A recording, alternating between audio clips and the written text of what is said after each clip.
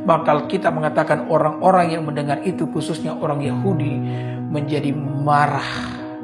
Mereka benar-benar marah dan mereka berikhtiar untuk membunuh Yesus. Mereka mengusir Yesus pada waktu itu. Kenapa?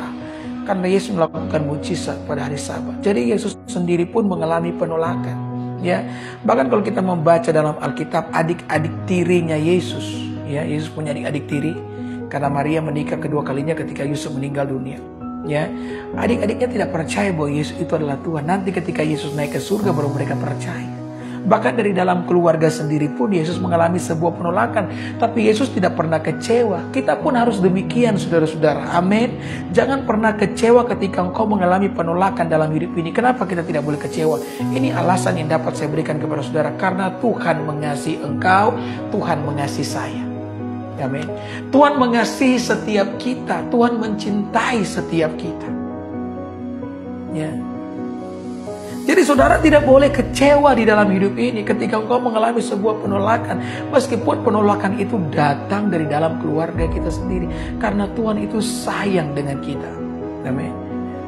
Daud dalam Mazmur 27 ayat yang ke-10 dia mencurahkan isi hatinya. Kenapa? Karena dia merasa tidak adil karena orang tuanya itu lebih sayang dengan kakak-kakaknya daripadanya. Ya. Dia berkata, sekalipun ayahku dan ibuku meninggalkan aku, namun Tuhan menyambut aku. Daud merasakan itu loh, saudara-saudara, ya, merasa tidak dikasihi. Tetapi Daud tahu bahwa Tuhan itu mengasihi dia.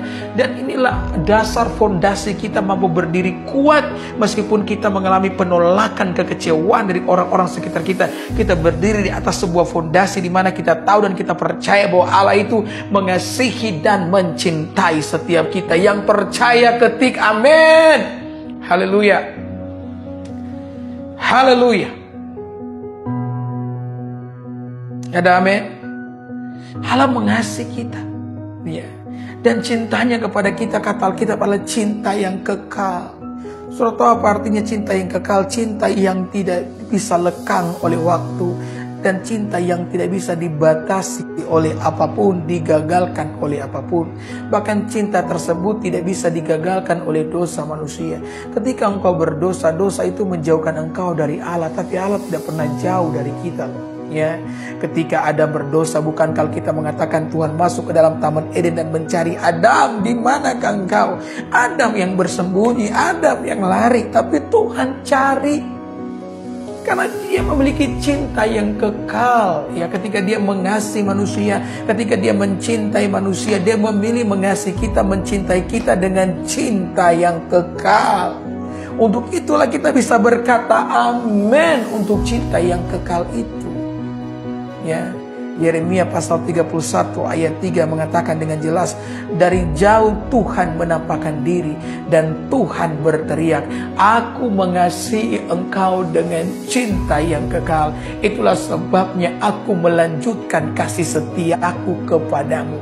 Karena Tuhan mengasihi kita dengan cinta yang kekal, itulah sebabnya dia melanjutkan kesetiaannya kepada kita. Amin.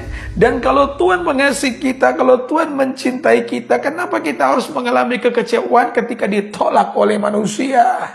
Amin. Saudara, 1000 tangan boleh menarik engkau ke bawah, tapi hanya butuh 1 tangan untuk menaikkan engkau ke atas. Dan itulah tangan daripada Tuhan kita yang mengasihi kita dan yang mencintai kita. Amin.